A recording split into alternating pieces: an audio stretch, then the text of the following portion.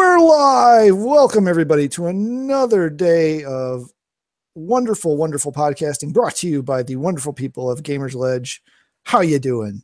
My name is Matt. Welcome to Gamersledge Podcast, episode 262. I had to read that because I can't remember anything for more than 5 seconds these days.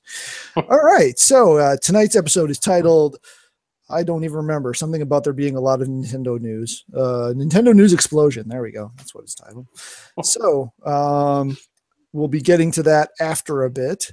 I guess I should do the whole Gamersledge podcast is a podcast about video games, all the geeky stuff, a conversation among friends. You can drink, you can not drink, you can whatever. Just be here, be happy.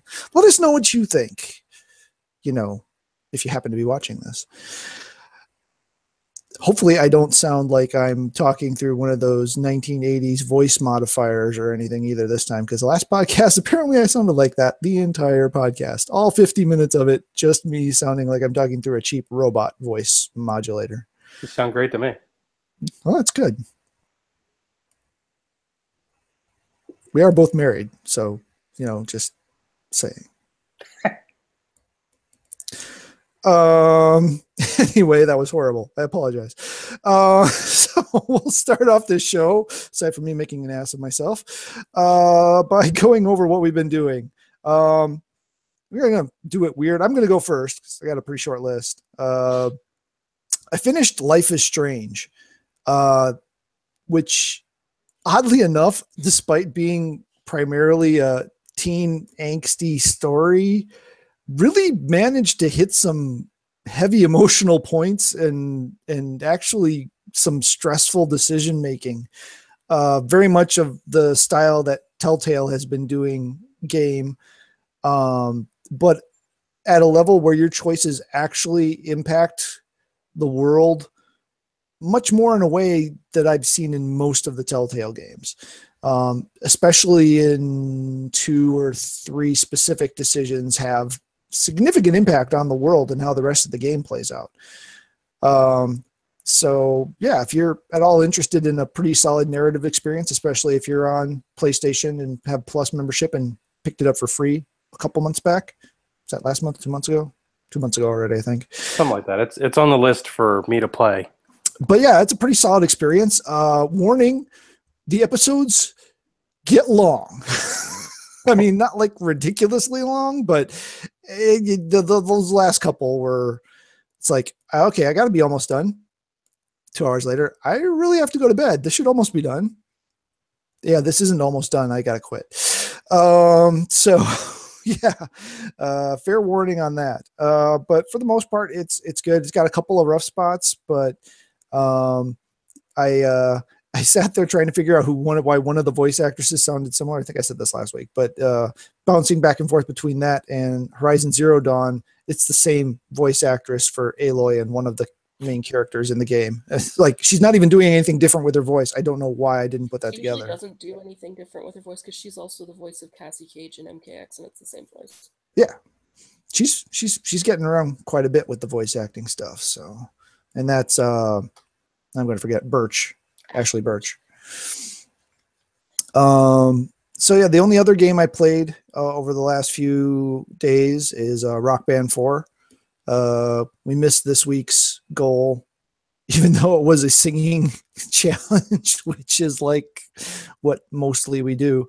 Yeah, just time-wise didn't work out, probably largely because we spent the entirety of Saturday watching Lord of the Rings. So my college-bound son got out-geeked by a girl his first week of college and decided he had to rectify this matter by coming home and watching The Lord of the Rings. All of them, back to back. That is a lot of movie. The extended editions, no less. Of course. So that was a lot of movie. That takes a while. That tested even my tolerance and patience, and I'm pretty good with watching stuff on screens. But yeah, I'd actually forgotten a lot of Return of the King. That's the only one I've ever seen only once, and I don't think I'd ever actually watched the extended edition. I think I only watched it in theaters. So there was a lot added and a lot I'd forgotten from within the movie. I watched the Preacher season 2 finale. The Strain has one more episode left, and that's a series finale. That show's over. Watch the premiere of The Orville. Is it? Yeah, The Orville. That's the Seth MacFarlane kind of not Star Trek spoof, but not really drama, comedy, serious sci-fi show. Quest TV show. Question mark? Did you watch it, Dave? No. I did. It's kind of Galaxy Quest show, right? It's kind of Galaxy Questy, but it's even but it's more serious than that. Even yeah, it's like three different shows got mushed into one, and it can't quite figure out which one it is. At least not yet. Yeah, the pilot's rough because it's trying to set itself up as like, yes, we're the comedy you kind of expect from Seth MacFarlane, but there's a little bit of story behind it, and there's actually some other stuff going on that you want to keep staying tuned in for. So yeah, I mean it's a pilot, so they're trying to cram a whole lot of stuff into a half-hour TV. So yeah, it's going to be rough. Yeah, it's enough to keep me watching for a while just to see how it's going. But yeah, I just love hearing a guy talk. Like he's one of those people that like it's just funny listening to him.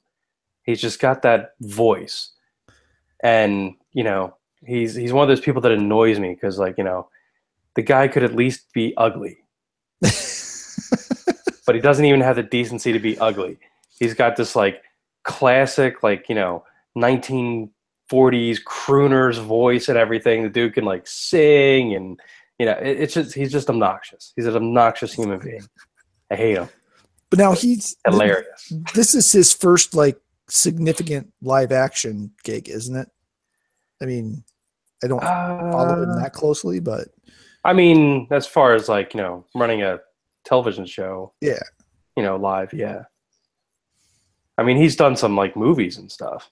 Yeah, but I mean, yeah, I guess he's been in some movies, but nothing too spectacular. Yeah, the definitely known more for his behind the scenes stuff and his animation stuff. Yeah. He's pretty good on roasts. Yeah, I'd imagine.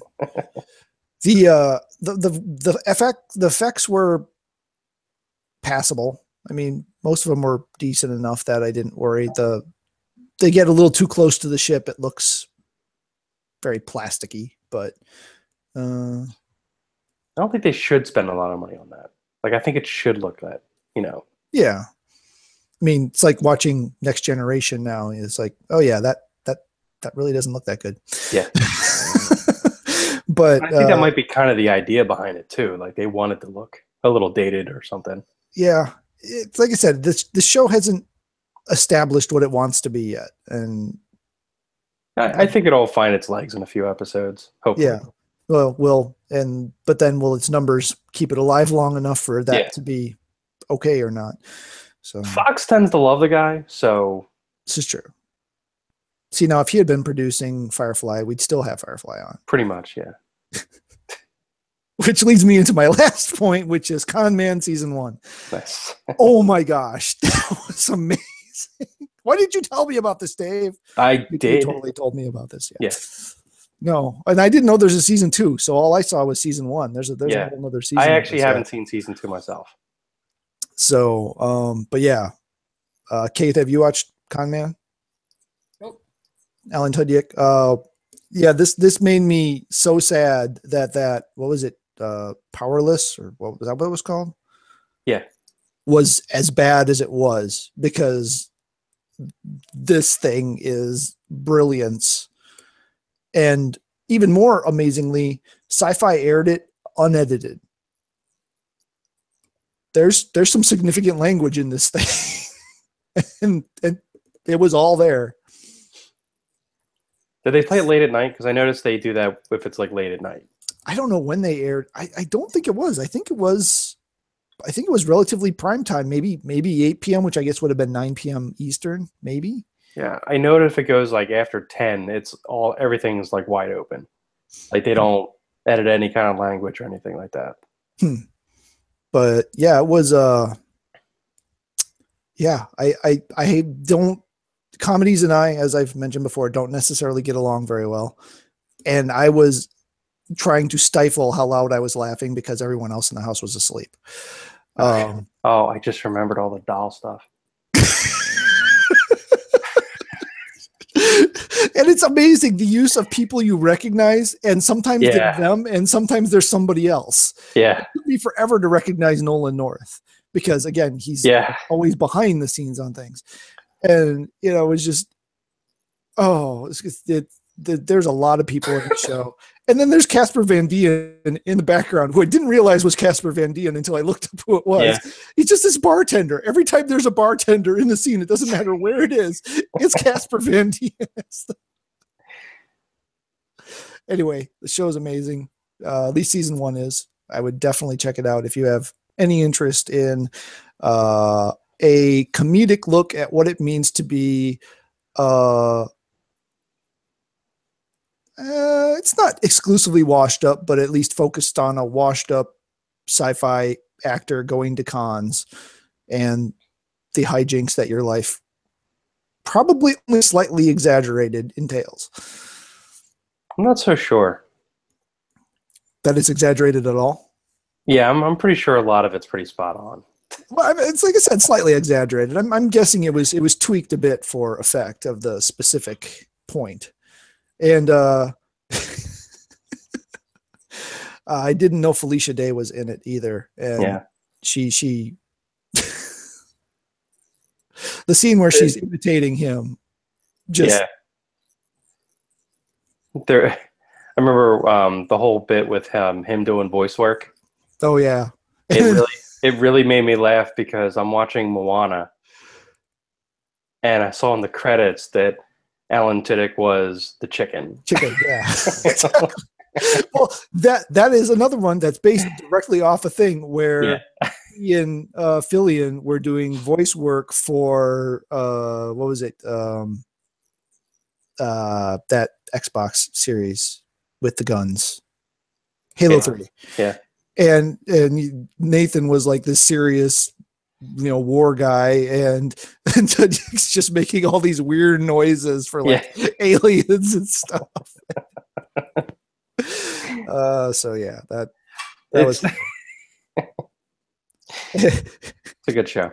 It was very good. All right, so anyway, that's enough about me. Mr. Dave, what have you been up to? Yeah, me. Let's see. I've played little dribs and drabs of stuff. Still playing a little bit of the Sonic Mania game. I pop through like a level every couple days or something like that. What's that, Forma 8? Oh yeah. I was playing through some of that. I'm kind of like at a weird place where I'm just kind of like taking little bites of games here and there and just playing them for 20 minutes or so. So it's not productive in any way, shape, or form. You're a game grazer. Yeah, except the only thing I was, if you can call it productive, was that stupid Final Fantasy tab Facebook Messenger piece of crap. I avoided that. Sucked me right in. Like the plague. As you should. I got to level 1,000 or stage 1,000 because I just felt the need to. What? What game are you talking about? Final Fantasy Exvius Tapper, which is a game that is contained within the Facebook Messenger application. Yes. I never heard of this. Yeah. Well, because I was trying to be nice and not tell you about it. Well, I don't like tap games, though. Yeah, well, this isn't going to win you over, that's for sure. I didn't play Tap Titans or any of those, so.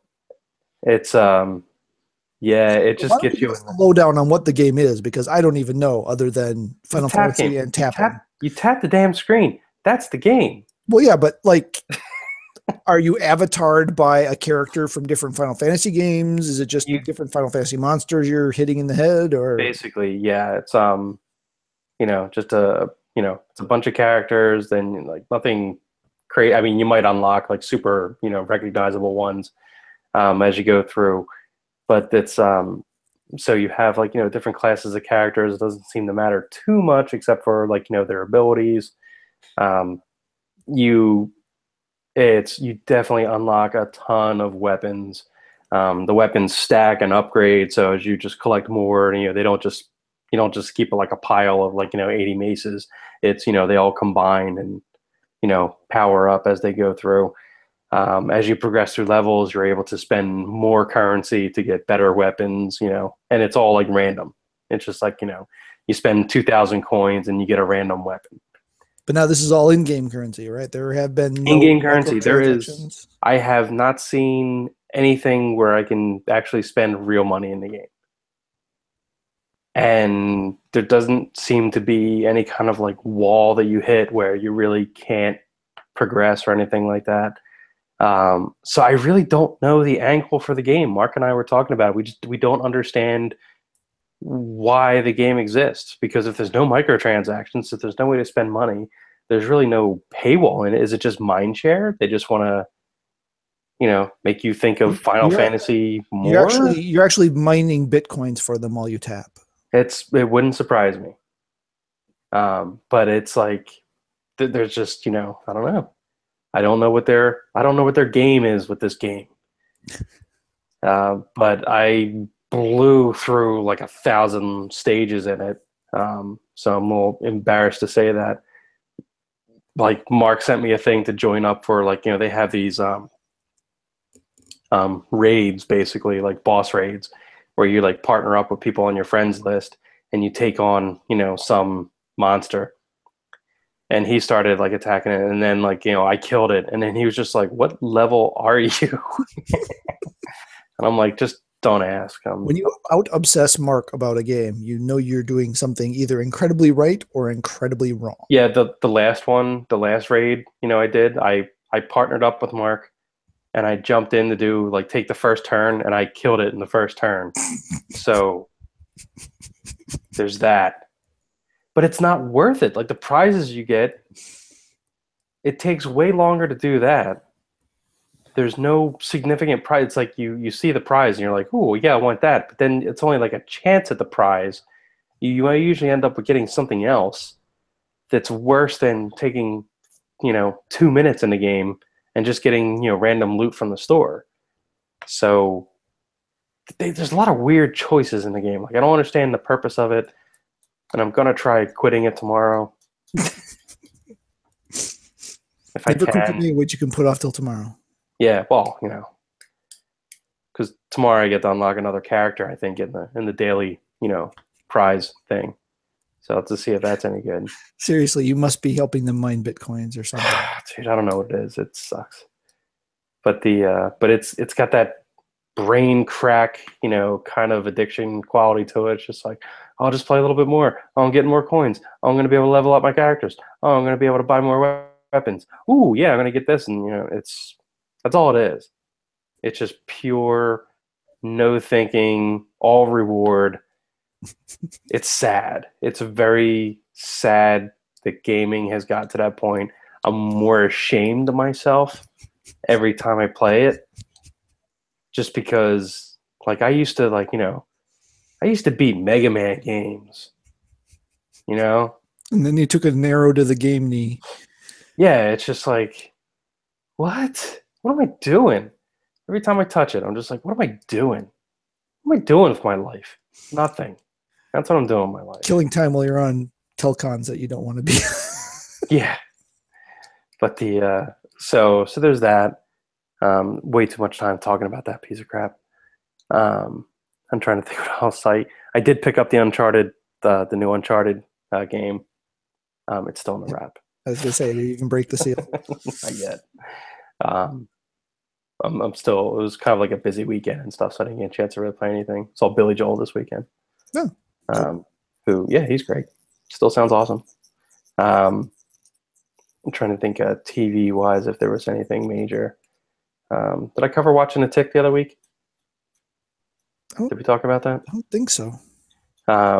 Amazon came out with the new Tick series, which is fantastic. It's actually worth watching. I noticed they're advertising it really heavy. Yeah. Like they were advertising that during NFL games. Mm-hmm. That's it was advertised in the credits before it today. Really? It was wow. Yeah. That is a media blitz. Like, they're throwing a lot behind this series, which really seems odd to me in a way, because it's kind of, I mean, it's niche. I mean, I know The Tick has had unusual popularity for what it is, but I'm surprised at how much they're pushing it. However, it's great. It's definitely worth checking out. If you have Amazon Prime, there's no reason not to watch it. It's a really funny show. It's darker than a lot of the other iterations that you've seen. It's kind of more in line with the comic book, actually, because I was reading it from the old series, the old series. So I'm really impressed with kind of the decisions they made, and it's really good. The characters are great. The Alan Tudyk's in it, so it's awesome. He plays a voice of a boat. Not even joking. I'm sitting there watching it. I didn't even know he was in it because I didn't really check the cast other than who was playing the Tick. And I'm listening to it. I'm like, damn it, that's Alan Tudyk. I looked it up and it was. So that was pretty good. So yeah, check that out. That one's worth watching. I think that's about it. Cool. All right, Kate. So I haven't really played a lot of games. I've been really sick the past week. Oh, that sucks. I'm sorry. And I couldn't take any time off work either, so it was just work and sick and sleep. Just trying to think, because it's been a while since I've actually been on the podcast. I didn't get approved for the DBZ Fighters beta, but they were nice enough to send me an email telling me I didn't get approved. That's more than most. Yeah, I was like, oh, thanks. But yeah, so I was like, well, at least they told me. Unlike, which I wish more people would do, for job interviews or anything like that. Just tell me I didn't get it. So today I went and saw it in the theater. I've been wanting to see it since opening night, but I've been working all evenings. So this was the first chance I had to go see it, and it's pretty spectacular. It's really, really, really good. It's a lot of people, of course, it's comparing it to the 1990 miniseries, which I find you can't really compare the two because one's from 1990 and one's from now. One was a TV show and one is an R-rated movie. Tim Curry's performance is always going to be iconic, but that miniseries has not aged well. It's, aside from Tim Curry, it's badly acted, and it's cheesy, and it's not scary. And I know I'm not the greatest barometer for scary movies because I don't get scared at movies, but it was actually quite creepy. And there was just judging by the other people in the audience, they were getting pretty scared. There's a lot of jump scares, but there's just a lot of creepiness in it too. Not just from Pennywise, but they did a lot of interesting choices where all the adults in the movie are really, there's wrong. They're creepy, and they're you can tell that the whole town is poisoned in a way. They're just, all the adults are almost just as evil. And it's just it's really well acted from all the kids and everyone. And Bill Skarsgård did a great job as Pennywise. He's super creepy. I saw on another review, some compared it that Tim Curry's Pennywise is almost like a sex offender or a serial killer dressed up as a clown, whereas this Pennywise is an alien trying to pretend to be a human clown but failing.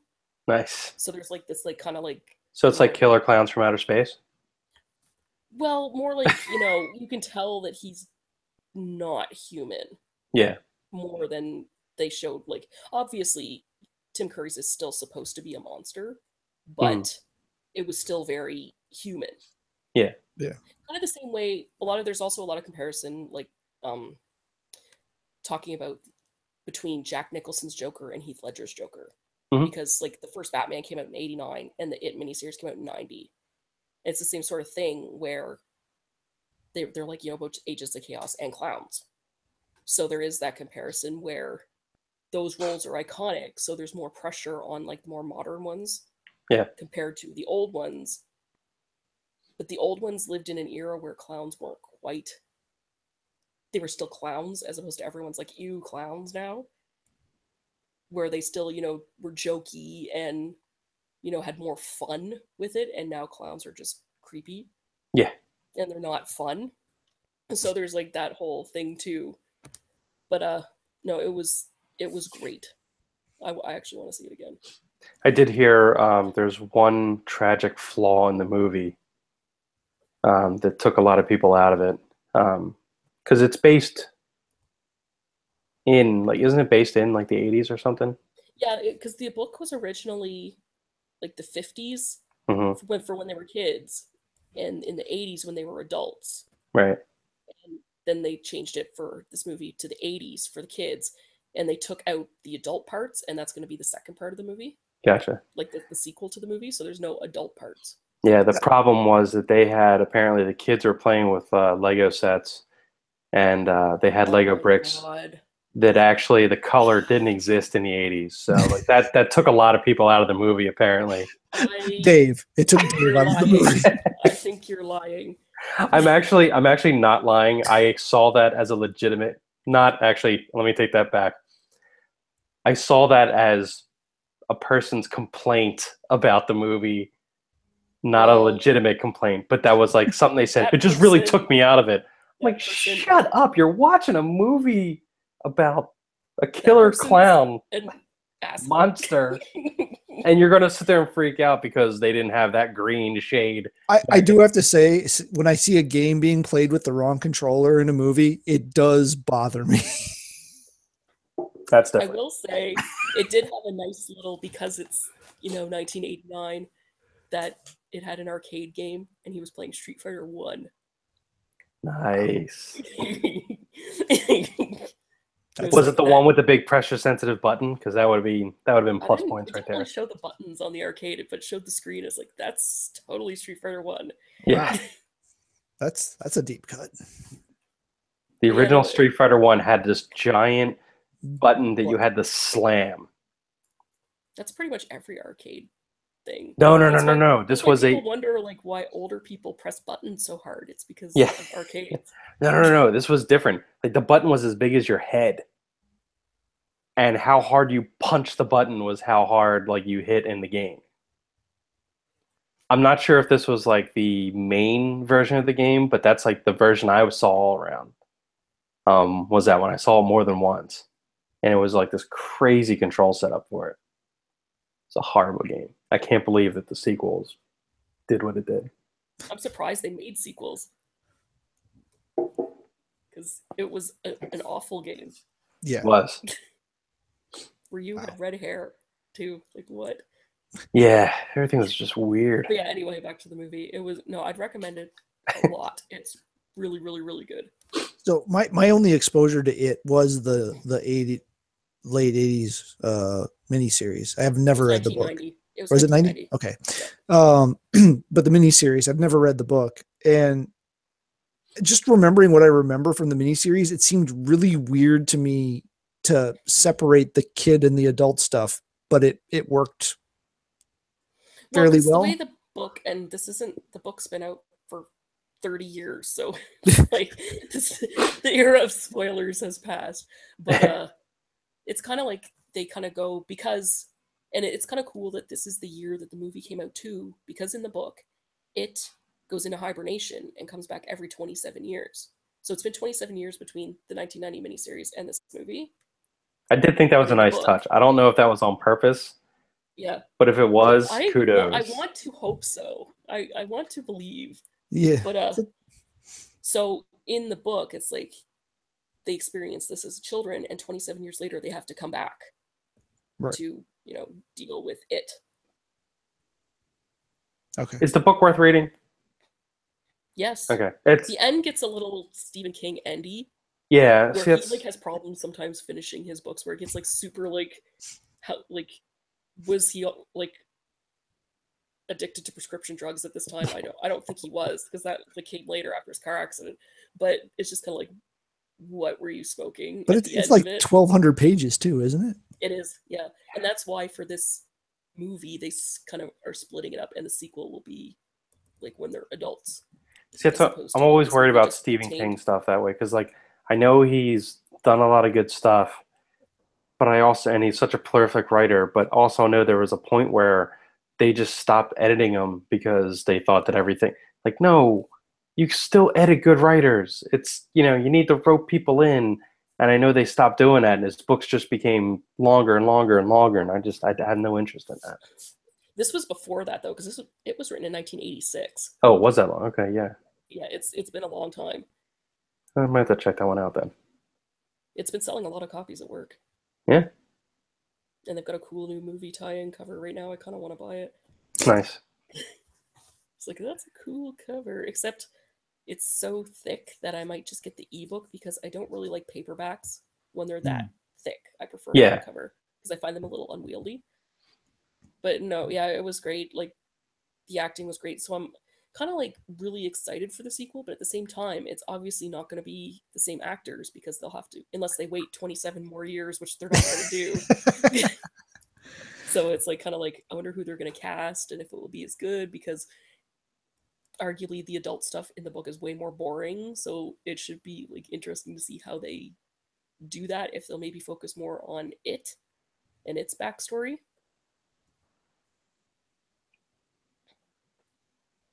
Yeah, go see it.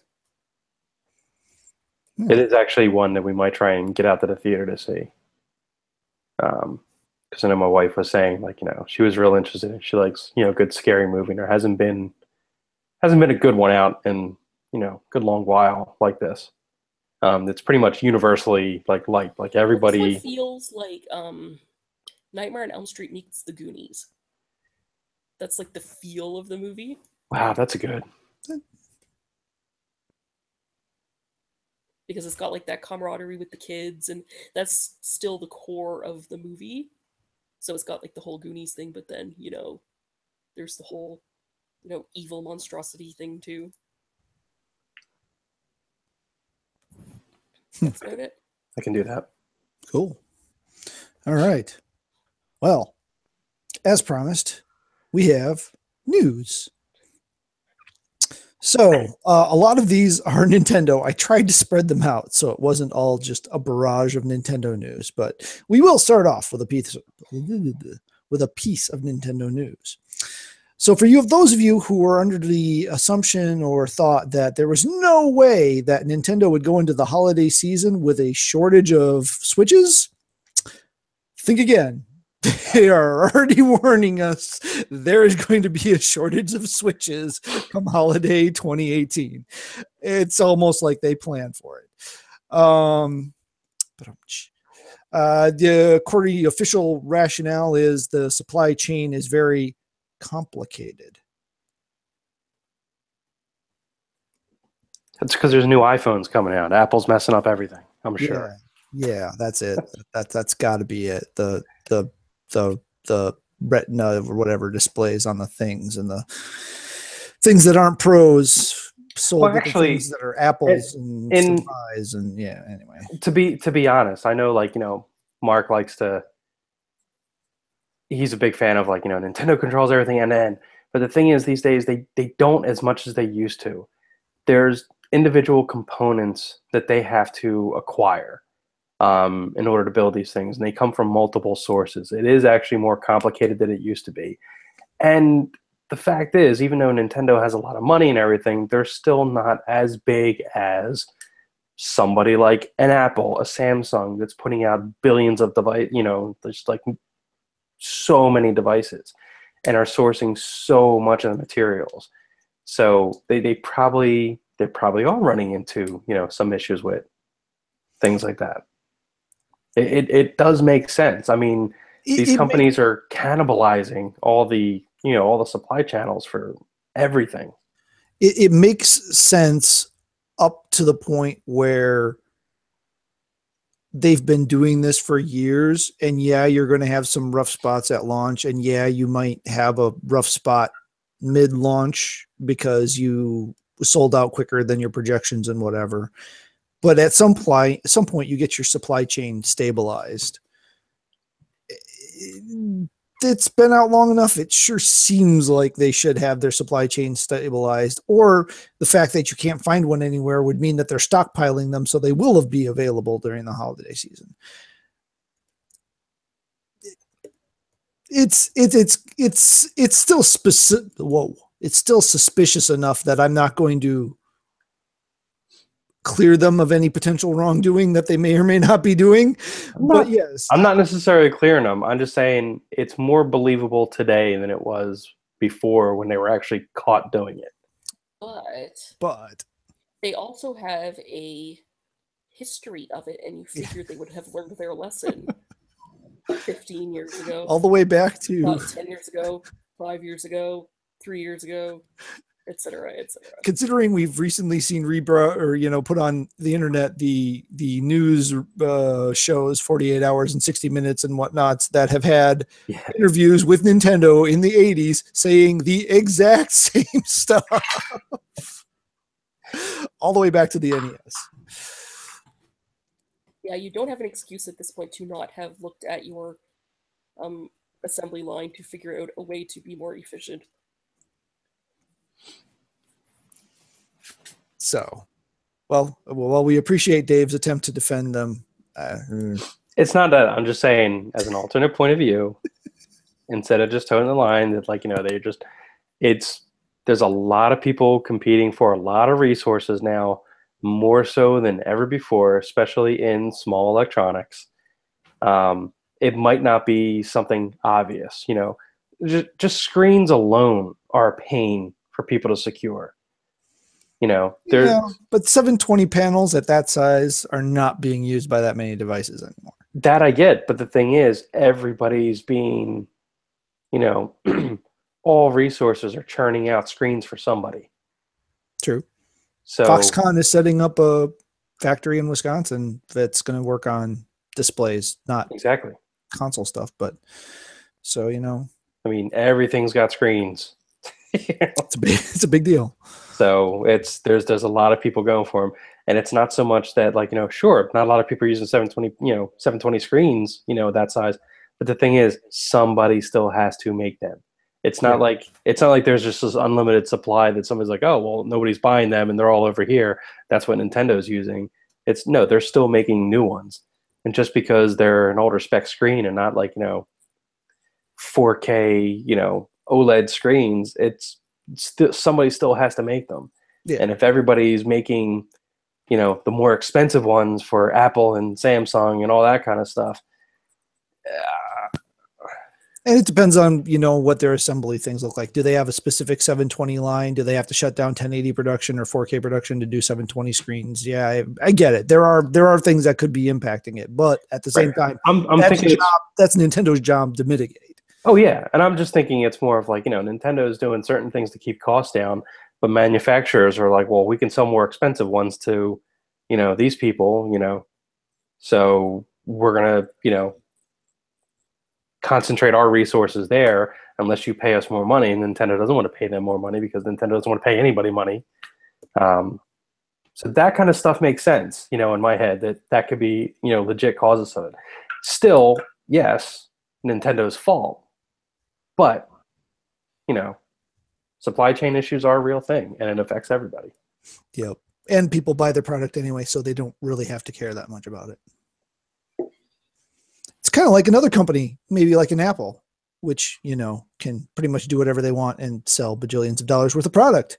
And in their event where they launched or announced the latest lines of all their product that everyone's going to buy for ridiculous prices. Sorry, little Matt commentary thrown in there. They also announced that game company's new game, Sky, will be coming first to was it iOS? Apple TV and iOS. Apple TV and iOS. I didn't have the article open. I just had my summary and I didn't put what in there.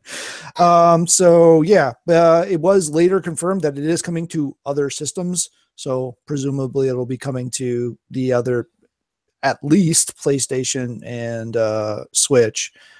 I don't see why Xbox PC would turn it down either, but presumably. The only thing is I watched the video and it looked like Journey for kids, except that Journey wasn't necessarily not for kids, but it was like the colorful, cheerful version of Journey instead of the somewhat melancholy version of Journey. So I'm not quite sure how this game is significantly enough different from Journey other than its bright colors to... Well, things can also change too. Like, did you actually play through the whole game Flower? Yeah. I mean, to remember, like, from level to level, that game drastically changed. Oh, yeah. As far as, like, its scope and everything. So we don't know what point we were seeing in the game. I'm assuming it was, like, an early level just to get people into it. But there could be a lot of, There could be. That game company is really into subtle storytelling. Yeah. And the stuff they've done, I've enjoyed. So I'm not saying I won't enjoy this. Love that company. It just seemed they're not really known for repeating, and this looked like a lot of repeat, which kind of surprised me. I am curious to see where it's going. Yeah.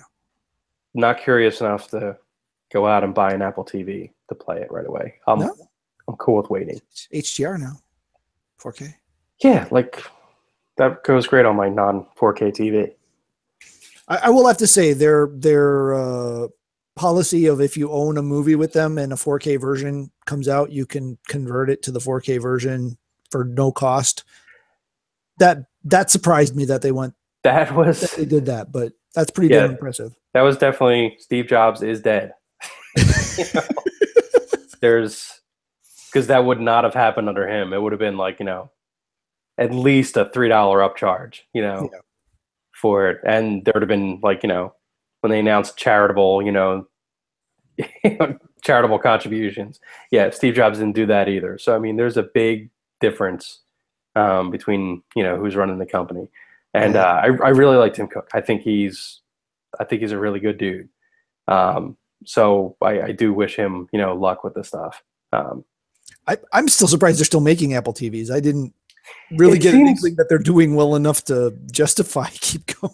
No, see, the thing is, like, Apple really never really knew what to do, and what I think they're going to start working on is they've slowly been trying to start doing some get some exclusive content for it, and I think that is pretty much what you're going to see with this new hardware. I think they're going to make a play for content. There was a rumor that they're they're going after, they're in a bidding war right now with Amazon for rights to the James Bond movies. Right. So, I mean, you're going to see stuff like that. But the thing is,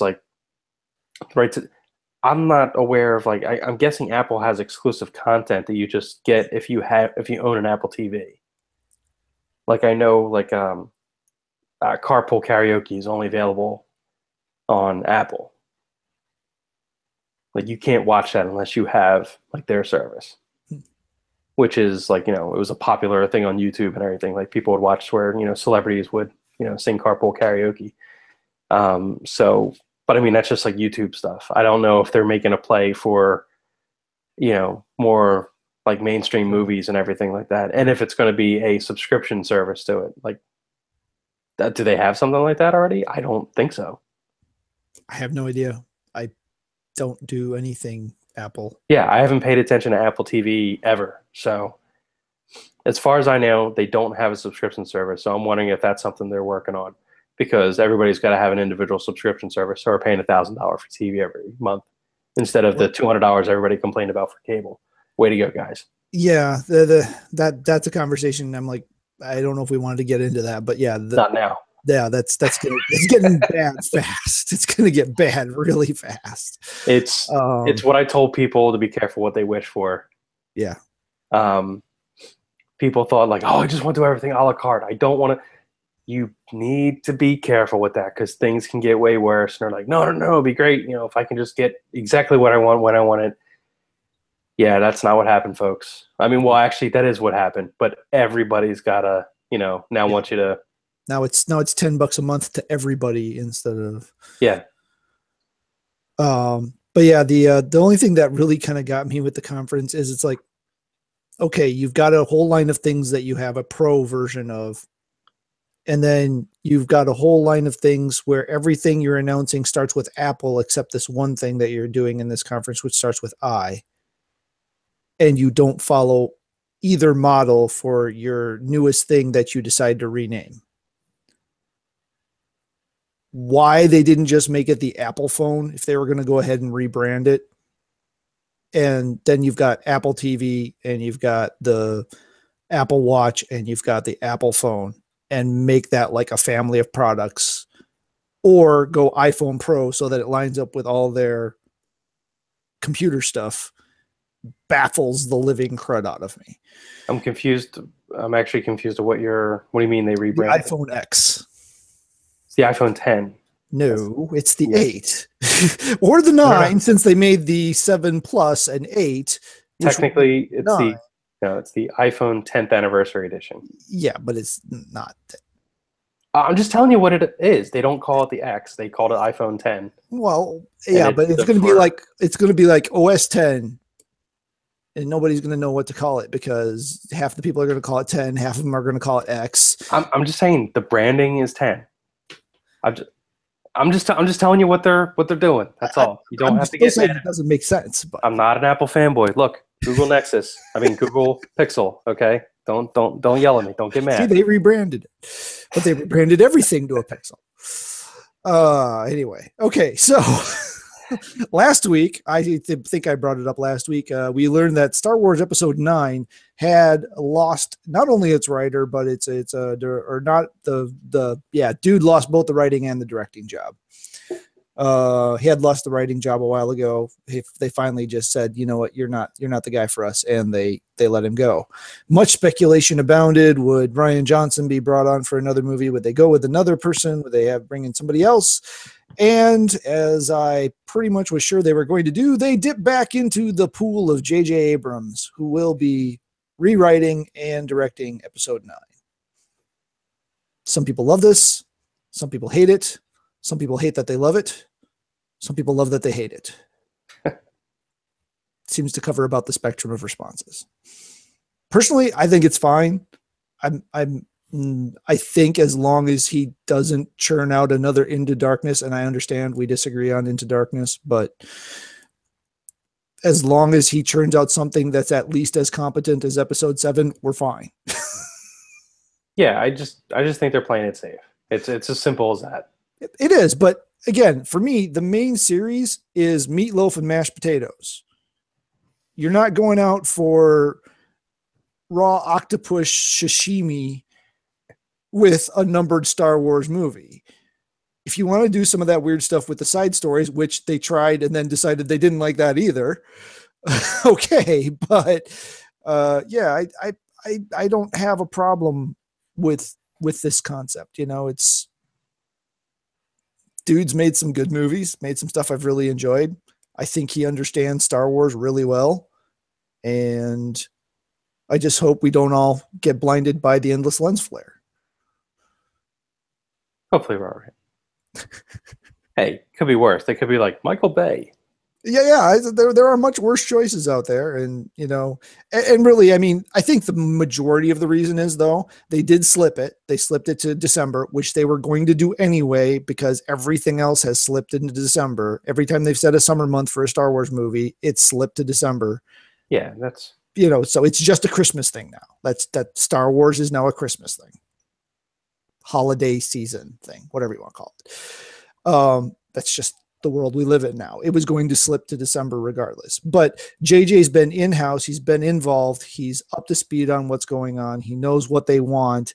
They didn't have to bring someone in and try to get them on board and get visions aligned and understanding of what's got to happen to line up with the other projects that are planned, and talk them out of like crazy ideas. Like, yeah, I want a giant spider. No. You talking about the brain spider in Jabba's palace, or no? I was talking about the whole Kevin Smith story about what happened with the Superman movies. Oh, right. Okay. where he wanted a Thanagarian snare beast. It was actually fun watching that. There's a documentary that made the run on cable a little while ago about the failed. Oh my God, what's that actor's name? Nicolas Cage. Nicolas Cage Superman movie, which they were much further along than I thought they were. Like, Oh, I really? saw him in the outfit. Right. Yeah, I know we've seen that, but Yeah, no, but there was more of it than I thought. Like, it was more than just like a test thing. Like, they had some stuff, you know. Wow. They had a bunch of stuff, and it was just fun watching everybody talk about it. And just like, I always kind of wish that crazy movie was made because it seemed insane. It would be a stoner's favorite, I have a feeling. Yeah, that was going to be a fun one. Kate, do you have any interest in Star Wars? Does that do anything for or against you? You a fan of JJ? No. I'll see what it's like when it comes out. Like, I don't care about, like, I was just talking about how great it was, and it had script problems. They had to change the script writer, and like it turned out fine. So I'm just gonna wait and see how the movie turns out. Who directed it? I'm not even Andy Machete. not a name I'm familiar with. He directed Mama. Okay. I saw that movie. Oh, I was wondering why the name sounded familiar. But yeah, like, I don't see the point of getting all bent out of shape about it. If Well, it was on the internet, so somebody's got to get bent out of shape. Yeah, what are you talking about? It's if it involves nerds, we have to freak out about every decision. And that's why I kind of tuned out this conversation. Yeah, but we're not angry about it. We're just like, cool. Yeah. There's a lot of people who are really angry about it, and there's like, oh, FJJ and this and that. It's just like, what do you want? What do you want? Like Ian he's not mad about it, but he's like disappointed that they didn't hire someone. He wants Darren Aronofsky to do Star Wars. Yeah, basically. He's not going to do a main movie. We'll get him to do like, some, one shot, bounty hunter movie or something like that. He can do the movie about Boba Fett being digested in the stomach of a Sarlacc over. No, actually, now that I'm thinking about it, I want him to do an IG-88 movie. I think that would be sweet. Actually make the story from the Tales book where he actually did upload himself into the second Death Star right before it exploded. Actually canon. Yeah. That's what I was talking about. I think a Darren Aronofsky movie from within the, like, where the main character is the Sarlacc's digestive system would be like sweet. I still have to see. I want to see his movie that just came out. I heard it's insane. Mother? Yeah, I want to see that. It probably won't play around here though, so I'll have to wait. Yeah, I have to see if it's even playing. Well, it's got to be playing somewhere around you. But yeah, he's not going to do a main Star Wars. He's definitely not bringing home the series. Like they're not going to take a chance. They're not going to take a risk. They've replaced Lord Miller with Ron Howard. I mean, come on. Yeah, they're not. It's not. It's just. In all honesty, I don't know if I would like. We were joking, but a Darren Aronofsky Star Wars movie would be like, no. Just I love Darren Aronofsky movies. Like, I love his movies. Yeah.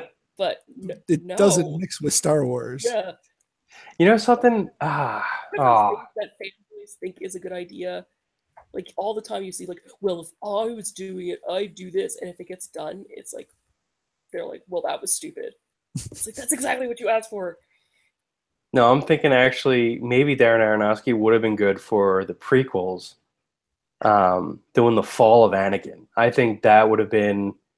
Imagine if he would have done that, and then like had it where like Anakin was kind of like just falling into madness and getting consumed by the dark side, and you just had Aronofsky's like just style all around that, and just having that like now I'm just angry. That would have been great. I don't even know that would have been. I mean, he could have been sequences of it. I could see sequences, but not the whole movie. That actually would have been crazy, and instead we got I have the high ground at Anakin. God, that was upsetting. and I somehow he can't. manages to get I'm into taller than prequels. you. Oh. Obi-Wan would have been a figment of his imagination the entire time. That's the whole thing. That you would never know what really happened if he did the prequels. All you would know is it ended up in Darth Vader somehow. Darth Vader never existed. It's all in his mind. They speaking of things that were all in their mind, they were actually playing on Sci-Fi. They've been playing a lot of different movies that they haven't played before, but they were playing what's the one with the girls in the Rough Girls Are Easy? No, the dude that plays Stick, and she's dancing and they go into pretend land. Oh, Sucker Punch. Sucker Punch, yeah. And like I've never seen that thing all the way through, but that it doesn't seem as bad as people wanted to make it out to be, but it's worse actually if you really pay attention to what's going on. Well, yeah, I mean, like I said, I haven't seen it all the way through, but it's bad as in it's depressing, but I don't know that it's bad as in it's not good. But it's hard to. That movie makes my skin crawl. Yeah. Because it's like when she goes into those dream worlds, those are rape escapisms. Yeah. It's just like it's being handled by a music video. Someone, yeah, it's like no, it's like rape coping for straight guys. It's like no. Yeah, it makes it really hard to enjoy an action sequence, and you're just like, no, oh yeah, this is just her, like, just desperately trying to shut out the what's going on right now. Oh, cool, big robot. Like it doesn't. Yeah. It's okay. Like I said, haven't seen the whole thing, but anyway. Yeah, if you're really, it's no. All right, back to video games. We've gone someplace we should have never gone. Nintendo. Said that word a few times. So Nintendo has actually come out of their seemingly oblivious state of reality and admitted that, hey, you know what? We need to make more SNES and NES classics. And they're actually going to do it. That is hilarious, actually, when I saw that. Yeah, we don't know how many more. This is true. It could be like 5. But they have announced that they are going to be bolstering the SNES numbers for launch. And they are also in summer of 2018 going to re-release the NES Classic. No word on whether or not there will be differences between the original and the relaunch. Will it have different game or will longer cords? That's something people have been asking about. But this backs up the Reggie comment from a few days prior about no one should have to pay more than MSRP for one of the classic console releases. So they are, if you have the patience to wait, they are going to be bringing out more NES classics, and the SNES should be more available than current numbers would indicate when it launches or shortly thereafter. Anything that screws over scalpers makes me happy. This is true, because I hate those guys. Oh, believe me, I do too. Cyberpunk 2077 is a game we don't hear very much about. It was announced 4.5 years ago. It's by CD Projekt Red, the folks that do the Witcher series, and it's just basically similar concept to The Witcher in terms of an open world RPG, but set in a cyberpunk world in 2077, as the name heavily implies. But there was some leaked news about it this week. None of this is confirmed. This is all from a allegedly reliable source. But the world of Cyberpunk 2077 is alleged to be 4 times the size of Witcher 3. I put a good 180 to 200 hours in Witcher 3. This game will break mere mortals if Maybe it is. This means geographically. Well, yeah, that's what I'm saying. Does it mean geographically, so it doesn't really matter because eventually you just get to the point where you fast travel everywhere and you don't care anymore? Or is it content-wise? Is it 4 times the content? It said it's 4 times the size. that could just be disk size too, or file size too, right? You know, so we don't really know what that means. If it's got 4K textures, right? So, but they did say that the world would be 4 times the size. But again, that still could be file size. So we don't really know what it means. But basically, the game's going to be big, which I think pretty much everybody. Project Red knows how to let you get your money's worth out of a game. That's for damn sure. Yeah, man. Content per dollar between that and Fallout 4. I'm amazed I got any other games in the last half dozen years. I'm curious of that one just because of the world. Like, I love cyberpunk as a genre, so I'm curious how they're gonna, run things with that. Like how cyberpunky it's gonna be. I haven't really. They've shown us absolutely nothing other than that one kind of concept trailer 4 years ago. If it's gonna be that big, we aren't gonna see anything for another 4 years. It's true. And the other thing that was in the leak was that it will have, at least to some level, destructible environments. So does, Legend of Zelda if you count grass and pots. So I wouldn't. Yeah, it grows back. Grass is meant to be cut. Yeah. And it grows back after like 15 minutes. So a game that none of us are playing, and as far as I know, even Mark has not broken to its will. Destiny 2 is doing well. It's doing very well. In its first weekend, it reached 1.2 million concurrent players, which is more than the PlayerUnknown Battleground record that just was recently set, taking the top spot. We'll have to see, though, if those players stay. True. We'll have to see how long they stay. We'll have to see if the content will keep them enthused. But despite the fact that Destiny 2's core audience was much smaller than Destiny's core audience is much smaller than the initial audience, Destiny 2 surged quite well.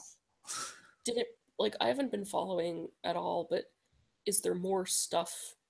Because when Destiny 1 first came out, it didn't have a lot to do. It seems like there's a better plan. Well, there's more story involved with everything. So whether it's the raids or the patrols or the whatever it is, there's more story. Destiny didn't come alive until right at the end because of all the DLC and patches and all that kind of stuff. Right. It said all that stuff and all that knowledge and things of improvement are there from the get-go. So there's a lot that way. The first raid just opened today. We have a little story about that a little bit later. And as far as I can tell, it seems like people are happy with where it is right now. Because people weren't happy with Destiny 1. Right. So how long is that going to stay alive? How long before they start dropping more stuff? Do they have a good plan for rolling out content? They gave people, half a week with the game, then they put out the first raid. People are already max level and stuff, the amount of time some folks can put into game baffles me. I'm sure I used to too at some point, but it's so foreign to me at this point.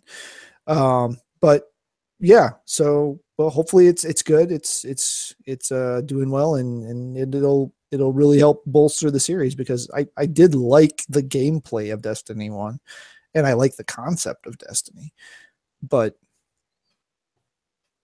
yeah, Nathan Fillion is a smack talking robot, almost enough to get me to buy back into the series, but not quite. Metroid Samus Returns is getting great reviews. Dave got sad because he thought the game was out already. Yeah.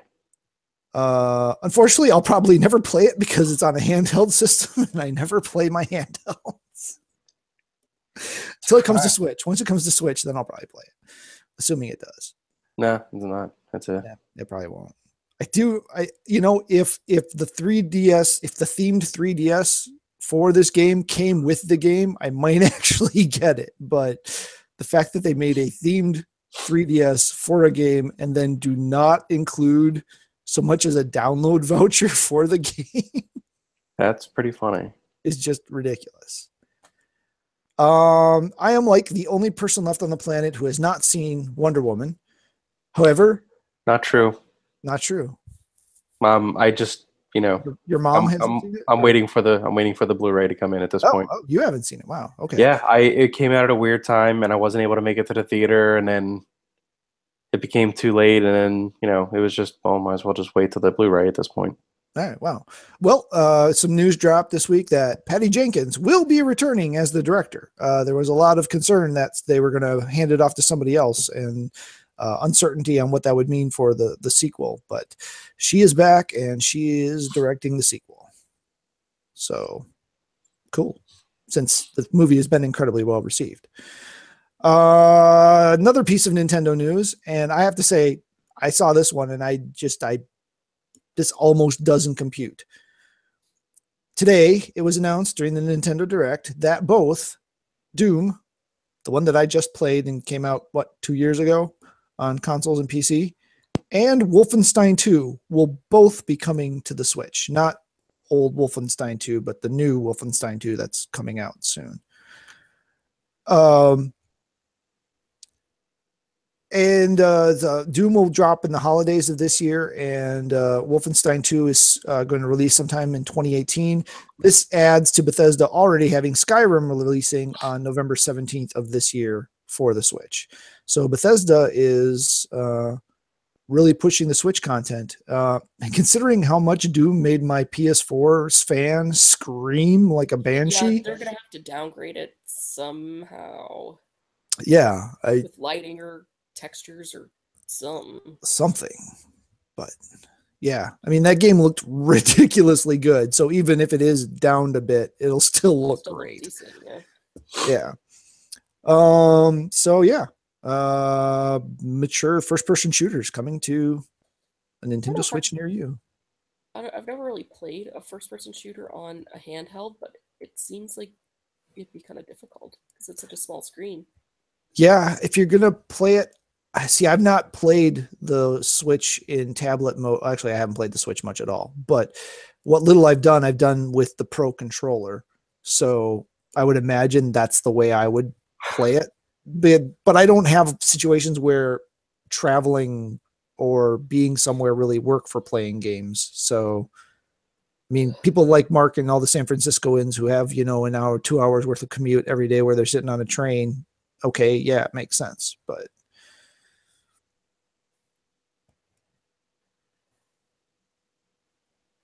so, yeah, I don't know. Nintendo also released details for the Xenoblade Chronicles 2 release on the 1st of December. There's an extensive video if you want to know more than you ever wanted to know about Xenoblade Chronicles 2 or Xenoblade Chronicles 2. I don't know if there's a canonical way to, if it's like Xenogears or Xenogears. I don't know which one it's supposed to be, but I'm pretty sure it's Xeno. That's probably more correcter. I can say that because Mark's not here to complain about it. Destiny 2, I mentioned the first raid would drop today. And it was beaten within 6 hours, which beats the previous record for a Destiny's first raid beating time, which was 10 hours, considering that's only been one other first Destiny raid. That I don't know why that's a statistic, but apparently it is. Nice. So yeah, basically before most people who have jobs in school were even able to play it, it had been beaten already. So yeah, there's more out there if you want to see. The team at Bungie was watching the stream of this is a pro team doing it. So they were watching the stream and they had a little party when they took it down. So yeah. On October 27, Dave will have a very bad day. Well, maybe not because it's not blue. But on October 27th, Nintendo will be releasing a Super Mario Odyssey Switch bundle with red Joy-Cons and a physical copy of the game and a themed carrying case. So unlike most system bundles, which come with a download code, you actually get a physical cart for the Super Mario Odyssey with this one. So yeah, no pricing details. So don't know how it compares to the current system packages. I have a red Joy-Con already. You don't have a red, you have a neon. Oh, was it like magenta or something? What do they call it? Yeah, I don't know. These are like Mario suit red. POS intense red. Yeah, don't care. And they'd both be red. Yeah, they're both red. Yeah, I definitely don't care about that. But yeah, I can imagine for the holiday season that could be a big item. No one will find them. Yeah, that's the thing. If you see one, if you have any intention of it at all, and you see one, you should probably grab it, or may not be available. Or have to pay a scalper. Yeah, which you don't want to do because they're ridiculous. So with the tons of Nintendo Direct news today, we had another one that I found rather interesting, and this one probably is of interest to Dave. Nintendo will be releasing some of its arcade library via the Switch through their partnership with Hamster in the Arcade's Classics, which are not Switch exclusive. They are across different consoles. However, these will be console exclusive to Nintendo. The titles that they announced at this point are, and granted, their library of arcade titles that aren't in some sort of legal litigation status is not significant. So there's not a ton of these to go through. But the ones they've announced so far are Mario Brothers, not Super, the Mario Brothers, versus Super Mario Brothers, or VS. I'm never sure if the system was the Versus system or the VS system. I think it was just the VS system. The VS Super Mario Brothers, VS Balloon Fight, VS Ice Climbers, VS Pinball, VS Clu Clu Land, and Punch Out. Not to be confused with Mike Tyson Punch Out. This is the one where you were a green the original Punch Out. Yeah, you were the green wireframe. Body blow. Exactly. And it was 2 screens tall. So Mario Brothers.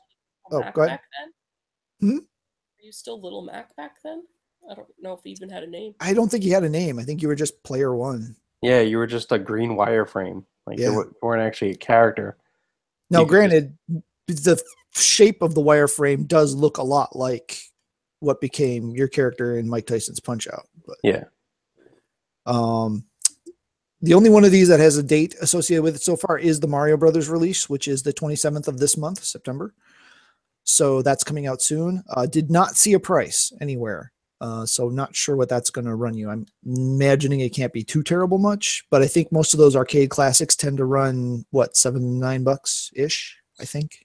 I mean, on the store, like, the average SNK game, which is, basically an arcade game, is running like, $6 or so. Yeah. And that's the same, that's the Hamster stuff. So that's the same idea. Yeah. The VS stuff are all games that were console enhanced versions of NES games. So the VS system was a souped up NES basically. So like the Super Mario Brothers is not the Super Mario Brothers cartridge that you got with your NES. It is the first few levels are that, but then they start incorporating the Japanese Super Mario Brothers 2, i.e. what we call the lost levels, into the game. You get different power-ups going in the game. So it's a different game than the Super Mario Brothers you played on your NES years ago. And the same with the other VS system games. And then, like we said, Punch Out is the arcade Punch Out, not the Mike Tyson's Punch Out or Super Punch Out that you may be familiar with from your home console days. So that actually taps me out on the news front. There was a ton more. That was maybe half of the Nintendo news that dropped in that 45-minute direct session. So if you want to go out and check out the rest of that, we may have skipped something that is of interest to you. I mean, new Pokemon games and there wasn't anything Pokemon announced I didn't see. They announced like giveaways and stuff if you pre-order.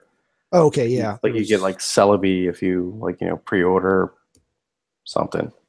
Yeah, Celebi's been given away a lot. It's kind of like the, that's not even thrilling anymore. Celebi, who wants a Celebi? Come on. Yeah. I think the Ultra Sun and Ultra Moon has a what's that little dog one? I keep wanting to say a Rolf. The Muppet? Yeah, that's why I know it's wrong. That would be a hilarious crossover, Muppet Pokemon crossover. Yeah, but but there's like giveaway for that if you pre-order and stuff, and if you pre-order the digital one, you get 12 quick balls Ooh, right away. If you pre-order just the digital version. Ooh. Slow down, Nintendo. That's gonna get some people fired up. Yeah, that's like 400, in-game currency right there. You have to like fight 2 trainers for that early on. But anything else going on that you guys noticed that we didn't touch on? No. Tokyo Game Show coming up. Sorry, what was that? I missed.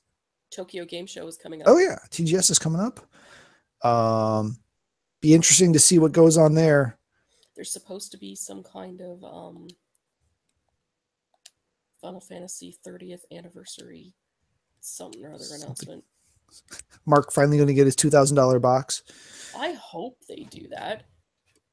I'd at least just get the digital versions because I don't really buy physical games anymore. But yeah, it'd be interesting if they have like all of the old Final Fantasies as available, like as DLC games. That'd be sick. Now, what it'll be another Final Fantasy 15 spin-off game because we don't have enough of those yet. Another one just launched too, and it's like an old Square Enix game that has nothing to do, or an old Squaresoft game that has nothing to do with the Final Fantasy brand, but they rebranded it as a Final Fantasy 15 spin-off title, and it's just this remake of this old Square Enix game that nobody has really ever heard of. I want them to announce a release date for like a US release date for Opera Omnia. It's like Record Keeper 2.0. Oh, okay. Kind of, but like a little more 16-bit Final Fantasy. It looks really cool. Yeah, it's a weird time to be a Square Enix and Final Fantasy fan right now. It's just that it's almost too much. I know I didn't ever sign into the Assassin's Creed event in 15. I want to play it. Like, I mean, I know it looks like dumb. It's just like, why did they make this? But I still want to play it. I do want to play it. I haven't gotten there, and I don't know if it's the time. Costumes. Yeah, the costume's pretty cool. The shirt on, come on. But the what is the other thing? I still haven't done episode Prompto. I can't force myself to put that disc back in the system. I every time I get to the point I should do that, I find like 7 other things I should be doing too. Yeah. And I just can't. I did beat episode Prompto. Yeah. So I mean, I should. I mean, when I bought that season pass, I did not realize this stuff was going to be this drug. Because episode Ignis doesn't come out until December.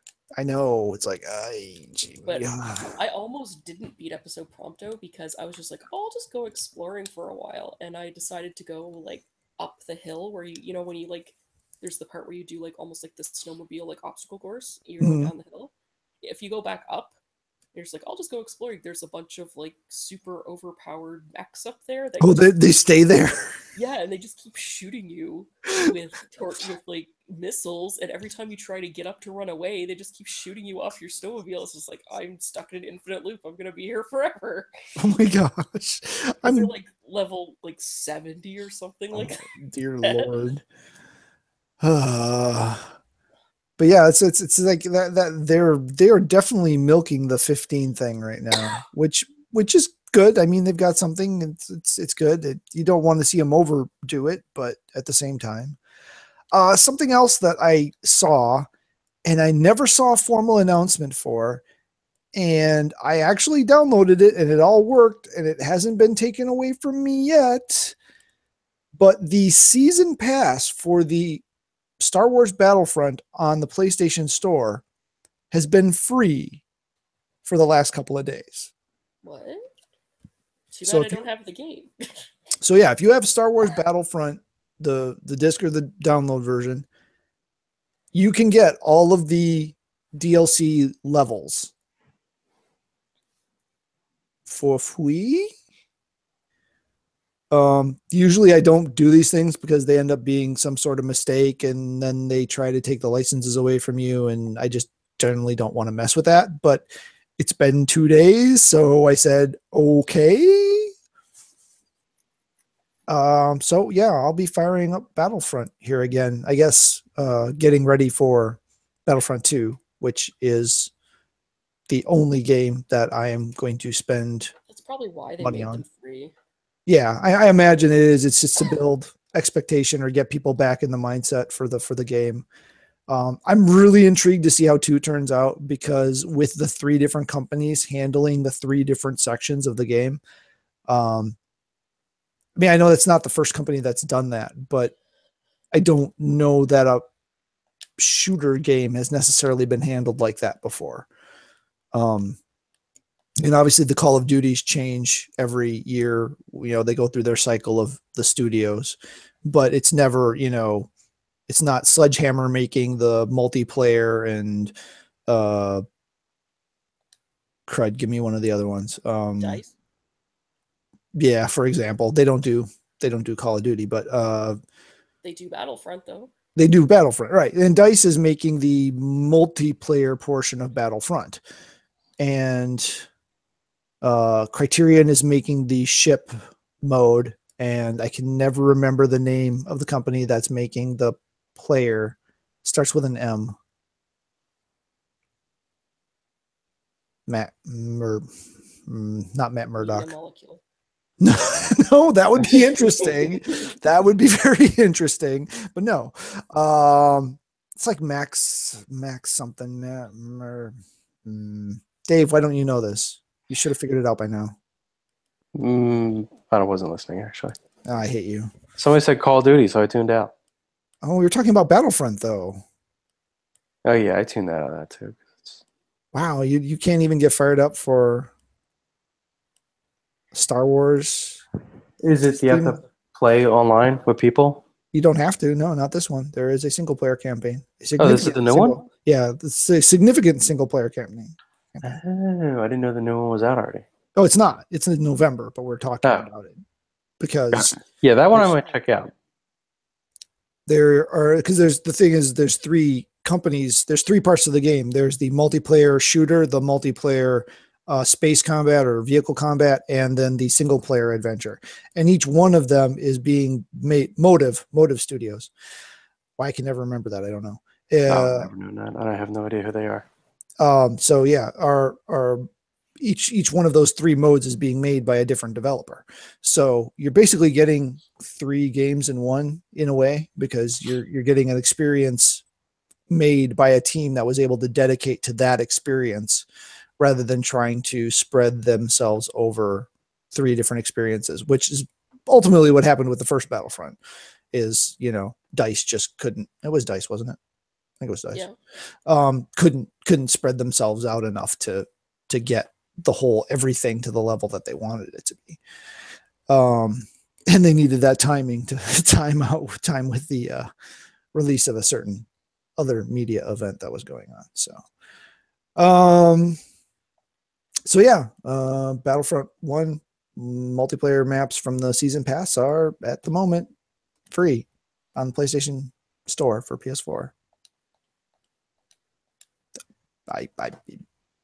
They may come and take them away from you later, but it doesn't seem like they're going to. It's just weird that there was never like a formal announcement or a thing in the store that said, get ready for Battlefront 2 by having the season pass. And remember, this was the season pass that cost more than the game. So it was this huge hubbub. Nice. When it came out, because the season pass was so ridiculously priced. People still bought it anyway. Right. Anything else going on? Any shows coming up? We got TV season is upon us soon here. The summer series, because we have continuously new shows now. There's never a down season on TV anymore. But the stereotypical fall season is upon us and starting. Like we had the Orville already have its premiere. Any shows people are looking forward to either returning or coming up? This Is Us season 2. I have not watched that. Don't. You'll just cry. I don't cry. It's I don't know. I'd be shocked. This show, and they really do tug at the heartstrings on there. Well, It's actually a well done show. Like, for all, like, the hubbub it gets and everything. I actually do enjoy the show. yeah, I mean, I was aware the show was there, and I knew that they were pushing it hard. That's Colin Hanks is in that one, right? Yeah. That's like the one thing I know about the show is that Colin Hanks is in it. Yeah, I think so. The what you call it? Tonight, the Millennium Falcon drops to VIP. Oh, nice. So the largest Lego set ever created. Both in piece number and price. Yeah. Apparently. Do you have your bot ready to snag one for you? I may be logged into the website and maybe on the page for refresh. Dude, I will hate you so much if you do that. We'll see. For all the reasons. We'll see. The main thing that's killing me is like I kind of feel like I'm obligated. Like I need to have that. No, Obligated to yourself or to the as company? one collector to another, don't feel obligated. Yeah, no. That's when you start to lose the love for your collection. Well, here's the thing. There's a special VIP card you get for people who buy it this year that apparently is going to entitle you to all kinds of cool stuff next year. If you live within range of a Lego store, I assume. I'm sure. I don't know if it works online or whatever, but I do live close to a Lego store, so yay. So yeah, I'm curious as to what the specialness is going to be for the stuff for that. That's one thing I wish they kind of made a little clearer. Like, do you get exclusive little sets that nobody else can get just because you got this thing, or is it just like you get first crack at stuff, or whatever? Because that I don't care about. It'll all be Friends and Fairies minifig packs because they're not the regular minifigs and you'll hate them. Yeah. That's yeah, somehow I don't think that's going to be the case. We already have our Lego advent calendars out for Christmas, and I hate it. Oh, are those out already? I've been keeping an eye. You might want to jump on that. Yeah, I waited too long last year. Like October was too late. Just like I don't like having any Christmas stuff out before Remembrance Day. It's just like it seems like cheap, which is our word for Veterans Day. Right. Yeah, I'm a pretty not. I think they're on the same. November 11th is Veterans Day, right? What? November 11th is Veterans Day for you guys, right? Yeah. Yeah, so that's Remembrance Day here. Used to be Armistice Day. Yeah, I don't. But right now, like the dollar store has Christmas decorations out already. It's just like, oh my god, it's not even Halloween yet. But truth be told, I actually really every year I hate Christmas more and more. So I am a Grinch, like a hardcore Grinch. This is my favorite time of year. Starting with Halloween is like I love Halloween. Fall and Halloween and Thanksgiving and winter and Christmas. That's like that's my time of year. I like winter too. I just don't like Christmas. I'm a Grinch. I'm just like this year. It's like, don't even get me Christmas presents.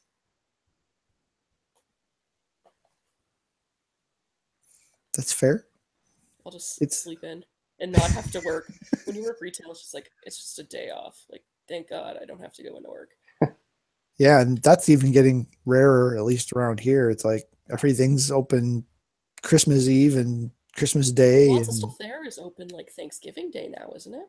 Yeah. Oh yeah, it's ridiculous. There's no There's Like there's a big backlash. There's like a lot of people that like protest it and Well, because everything it's like like that. the day after is Black Friday, right? Yeah.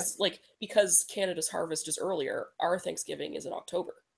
So like we don't have like that Thanksgiving and then Black Friday. Right. So but it is like, why don't they just stay closed on Thanksgiving? Because tomorrow is Black Friday. Yeah, I but don't, which I don't get it. I mean, the only thing I like about Black Friday, and it was Black Friday last year was one of the most disappointing ever, as far as trampling videos go. Um, that's the only thing I really like about it. It's natural Here- selection at its finest.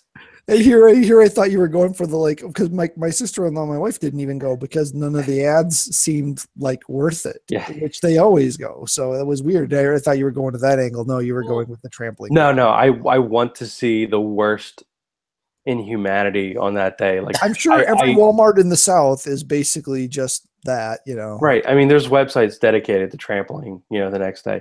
And the thing is, like the day before is, Thanksgiving when you're supposed to be, being with Thankful family and and thankful for what kind. you have. And Then kill them all.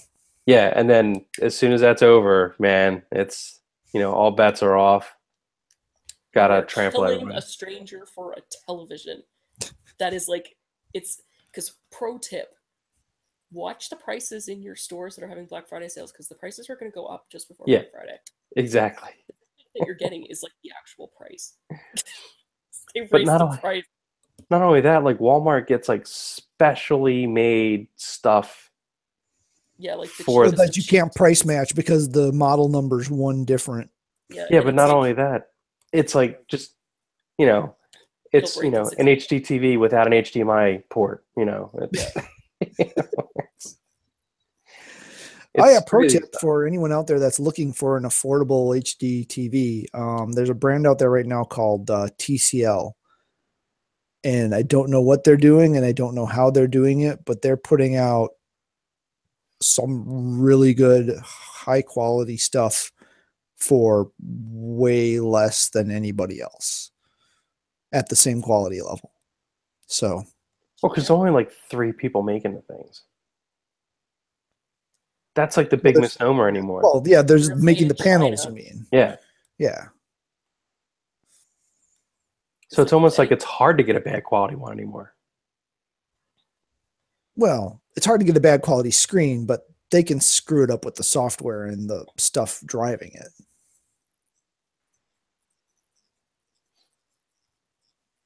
Yes.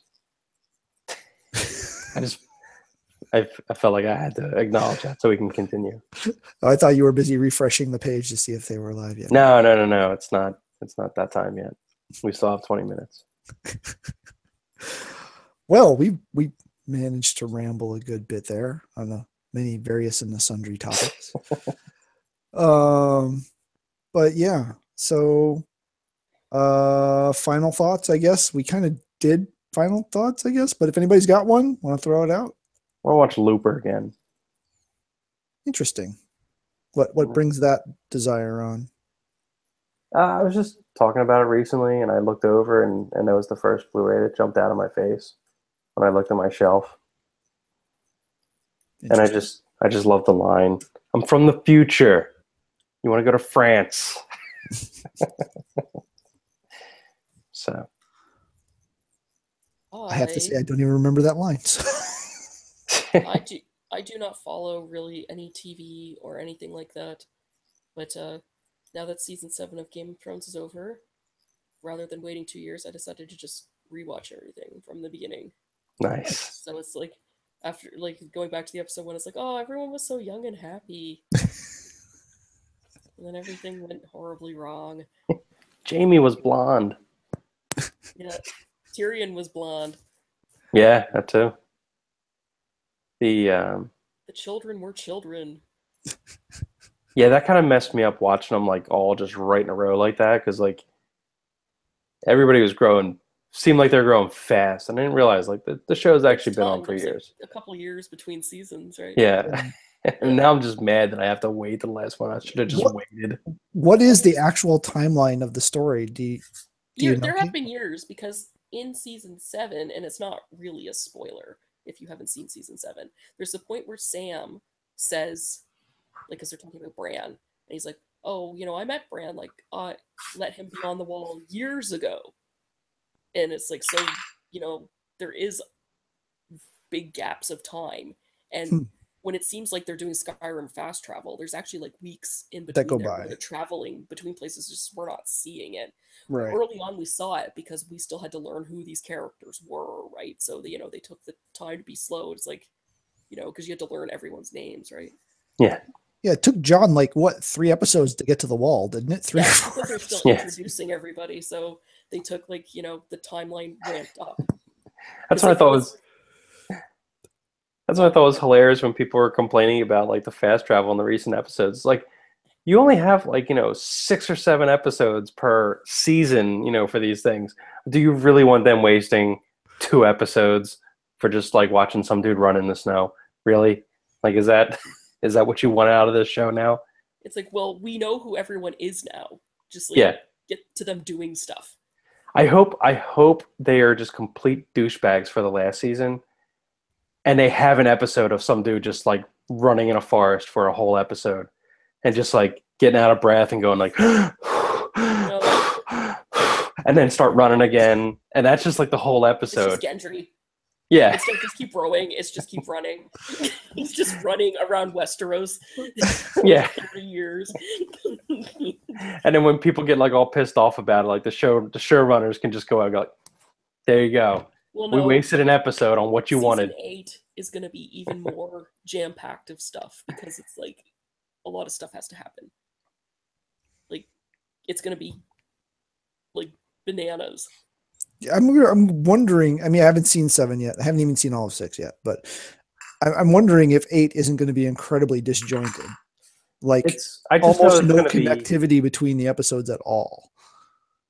No, I think there will be because it will be essentially the Night King's march south, and everyone just like trying not to die.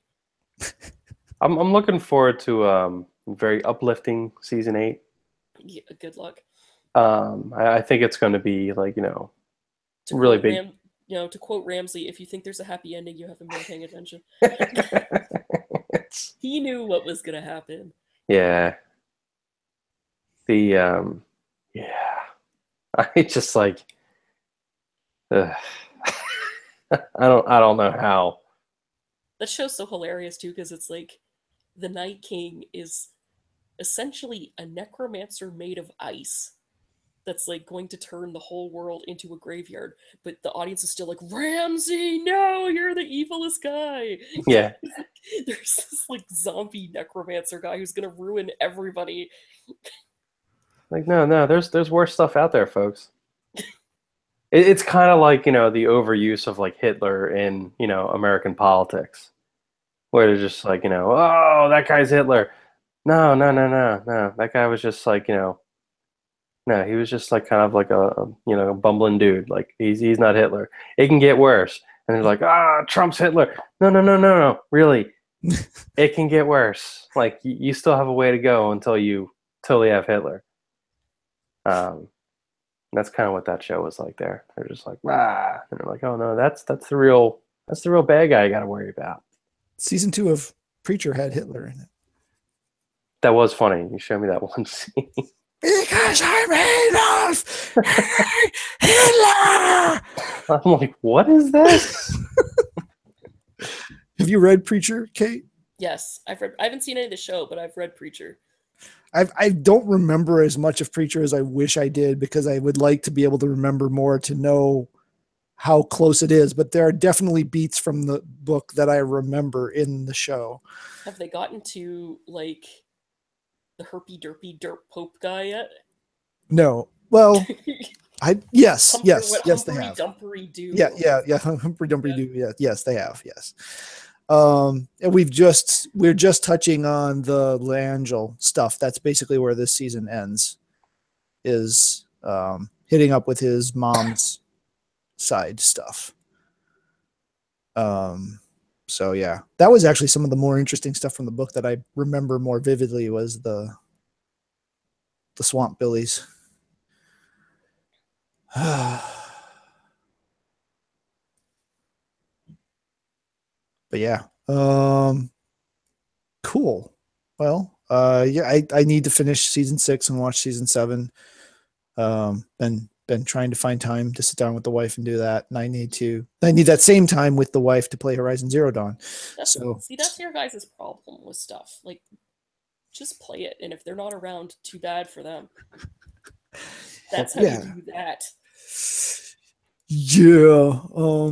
I was actually upset because oftentimes there's a lot of shows, like any show that's like, you know, even remotely geeky is not something Carrie will watch. So we'll go through, and I was holding off watching Glow. We started watching that, and I thought she wasn't interested in it. So I asked her today, I was like, oh, by the way, you interested in, you know, watching Glow? Because otherwise I'll just run through it. And she goes, oh, no, I want to see that one. I'm like, oh, it's going to take forever. There's nothing more geeky on the planet than wrestling. I mean, really. No, but this is it's not wrestling. And, you know, it's a complete, like, you know, drama comedy, you know, show. So it's about wrestling. Yeah, but that's different. Because it's lady wrestling. Yeah, but it's not. Glow wasn't wrestling. And it's just kind of fun. Like the character's hilarious. The dude they have that's the producer. It's just he's a riot. But yeah, so we'll have to, like, you know, watch that with her.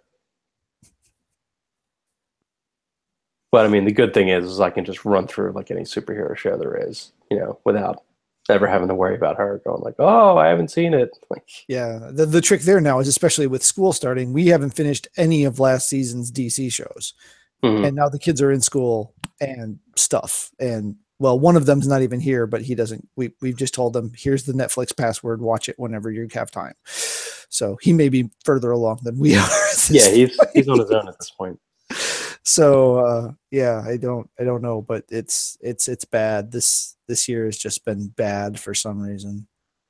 But there's a lot of things competing for our time. That's a whole episode right there. That is the insane truth. It's like we are in an age of content that, you know, my brain has not yet caught up with the fact of it. You just can't do it all. I mean, it has, but it hasn't. Yeah, you have to pick your battles. You have to pick your battles. Well, I mean, just think when we were kids, you know, you got cartoons once a week for 4 hours.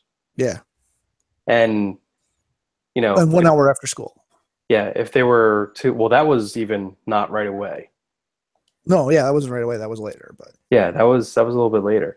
But then, like, if you, like, you know, say on Saturday morning, if there was like a cartoon on a different channel that was on the same time that you wanted to watch another one, you're screwed. You had to pick one. Yep. Because it wasn't happening. And then when the one would not end at the same time that the next one would start, and you're trying to turn the knob quick to turn the channel, and you'd miss stuff. You'd miss stuff, and you know, in games. Plug in my rock tumbler. Nice. There's an obscure reference for you. Wow. You know what the worst part is? I just thought about, like, wouldn't it be cool getting one of those again? Some sites, something's got to sell those, I suppose. Oh, they still sell them. I've seen one somewhere. It was in like one of those like learning stores. Yeah. There's like learning toy stores. I had one, and I was like, Plug it back in. Which one? The rock tumbler or the TV? The TV. But it's true. Like, we have that, and even with games or something. Even with games, like, first of all, like, we didn't have 30 systems, you know, competing for our time. Computer games, you know, you had. I mean, it's not like they were. I mean, there was a lot, but it wasn't like they were. Well, the thing is, back then, though, if you played computer games, you were like a dark web super nerd because most people didn't have computers. Right? Yeah, I mean, it wasn't really till the NES, and even then, yeah. I mean, there were people that had NESs playing video games that at school that I would have never dreamt would even breathe the word video game. So, I mean, it definitely opened it up, but yeah, it was nowhere near the saturation today. Not everyone was like boom back then. Yeah. So, yeah, I mean, there's just the trail or whatever. people were playing. You died of dysentery. Damn it, dysentery! Every time, dysentery. Yeah, so there's a few things competing for our eyeballs. This is true. I don't even read anymore, which is so sad. I can't even keep up with the comics. It's sad that I don't read anymore. Speaking of comics, I'm like 2 or 3 behind now, but Secret Empire's last issue just came out today. Yay! So find out how suckily the suckiest series ever ended. So I should pull those and just finish them off so I can be caught up on that. But why are you wasting your money on it? Giving them money encourages their terrible, terrible behavior. Which is exactly the argument I use on everyone else about everything except comics. Yeah. Well, because the thing is, because he knows the comics industry is just hanging on by a thread. So even if he doesn't support the sucky stuff, that means no more good stuff is coming. There's some truth. He can't be like me and just buy trades whenever some good storyline happens. I am picking up trades of stuff that I wouldn't normally pick up in issues. Especially a lot of Image stuff, more so recently. Although I do Saga by issue. Oh, you do? Yeah, I have the entire run. Wow, I still nice. haven't. I bought the first trade of Saga. Yeah, this is a comic made for you, Kate. I still haven't read. I have to read books for work, and but this is picture books. My to read pile is 120 books deep. And I'm not exaggerating. I have an entire shelf that is just to read. When you get a big discount on books and you like books, it's a serious problem, man. Yeah, we have It's like if Dave worked at the Lego store. Oh yeah, my check would go to that. That's for sure. Yeah. 1, 2, 3, 4, 5, 6, 7 bookshelves, double stacked of books, ranging from anything from kid books to full size, 300 plus page novels. So yeah, we've got books. But yeah, that's the sad thing is, the last probably 20 books I've bought, I haven't read. I'm still trying to get through Seven Evs. Is that the way it's called? Is that what it's called? The Neil Stevenson book? Yeah. Because it's driving me nuts because I start to read it and I whenever I get to read, it's at night. And the intro, the beginning part of that, which maybe even the first half of it at this point, because I'm actually pretty decent, a few chapters in. It's so just boring. There's stuff going on, but it's just kind of boring, and I just keep falling asleep as as I try to read it, so I don't get that far into it.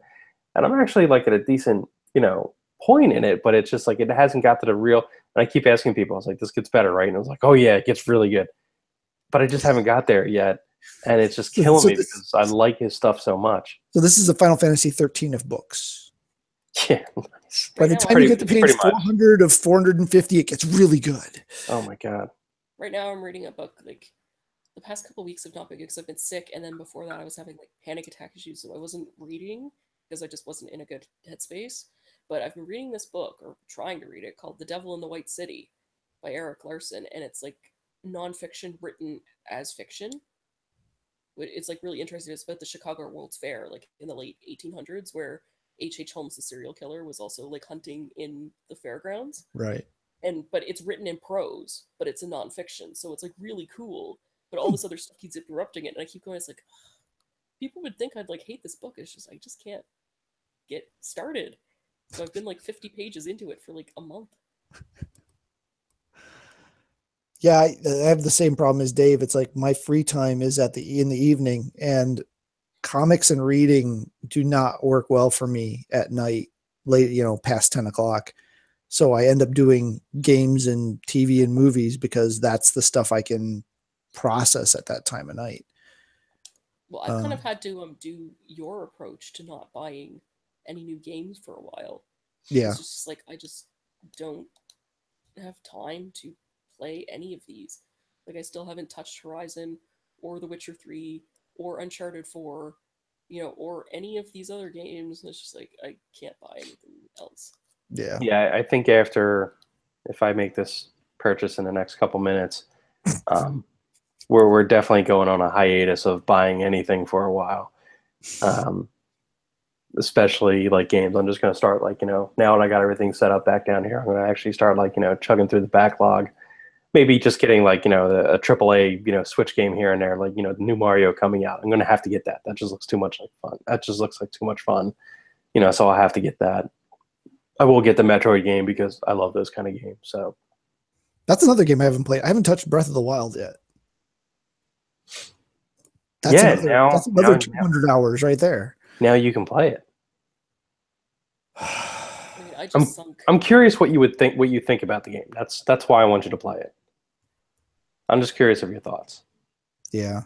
I mean, I've got thoughts from watching the kids play it, but it's not like playing it. Experience it, so.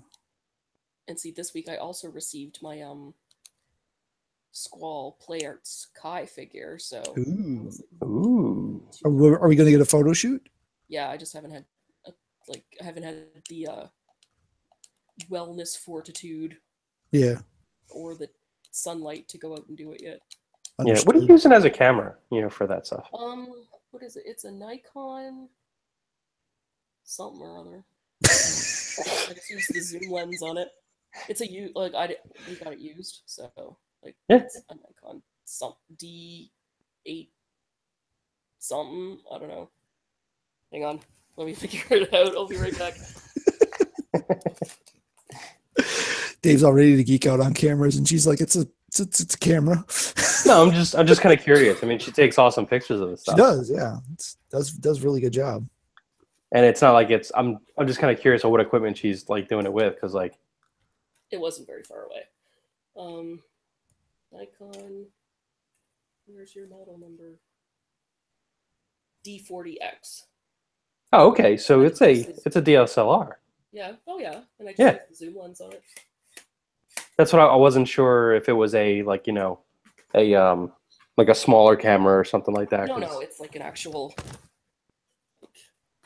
It's a real grown-up camera. Yeah. It's not like the stuff I use. Yeah.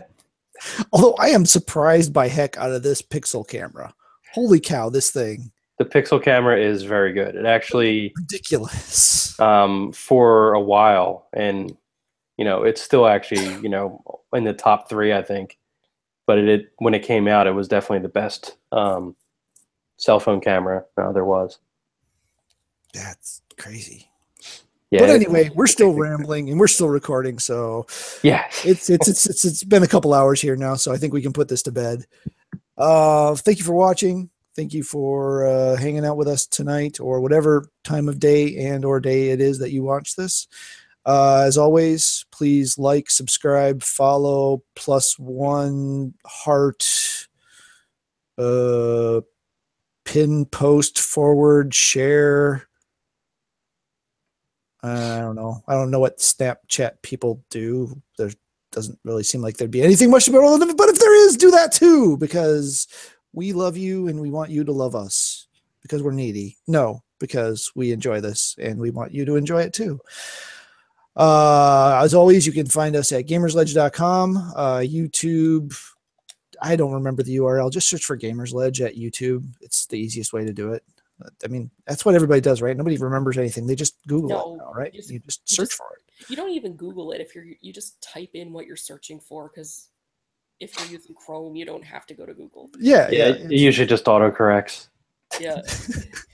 Actually, mine never autocorrects, but I guess that's because I type correctly the first time. Yeah, mine's really clued into me. It's like if I type in S, it just automatically fills in shop.lego.com, and I get like such an innocuous letter as S. Yeah, I'm like, oh. I only have to type in O to get a mega level, F for Facebook, G for Gamersledge. Yeah, I guess mine knows me pretty well too. So yeah, go ahead and give us a shout. Let us know what you'd like us to talk about. Let us know what you'd like to hear about.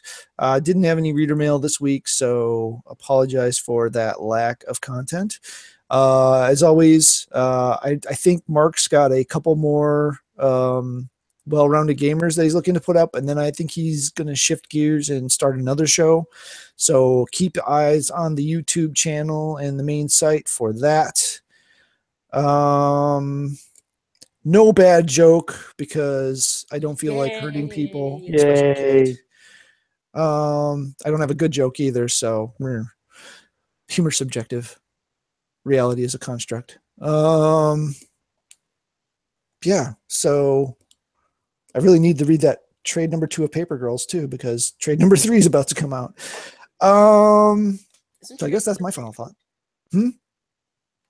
I have the feeling trade 3 of Paper Girls is out because I remember putting it on a table. Oh, did it drop? And am I a month off? Ugh, I hate it when that happens.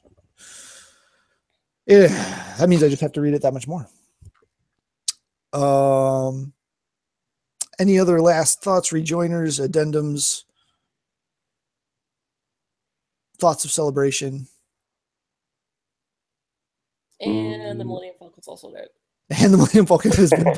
Yeah, that's really what I'm stalling for, to see if he actually made the purchase or not. But it hasn't hit yet, or it doesn't seem to. They're late. Dang. Yeah, I mean, I'm logged into my VIP account, so. All right. Well, all right. We'll let the folks go. Good luck on your quest. Thank you for watching. Have a great evening, day, morning, whatever time of day it is you're having, and we will talk to you later. Till then, game on. Have a good one. You'll float too.